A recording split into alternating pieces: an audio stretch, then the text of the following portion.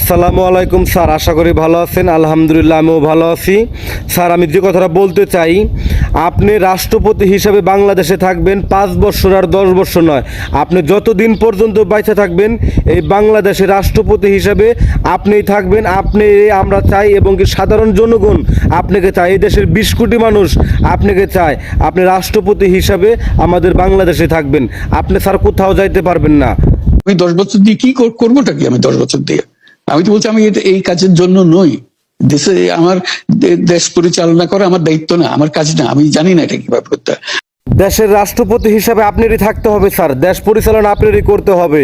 কারণ আমার নেতা তারেক রহমান আজকে বাংলাদেশে আসছে, নির্বাচন করছে, নির্বাচিত হয়েছে, তিনি দেশের সরকার হয়েছে, সম্পূর্ণ কিছুর আপনার অবদান আছে স্যার। এটা আপনি ভুলে গেলেও আমরা ভুলবো না স্যার। আমরা দেশের জনতা কখনোই ভুলবো না আপনাকে। আপনি রাষ্ট্রপতি হিসেবে আমাদের বাংলাদেশে থেকে যাবেন, এইটাই আমাদের অনুরোধ।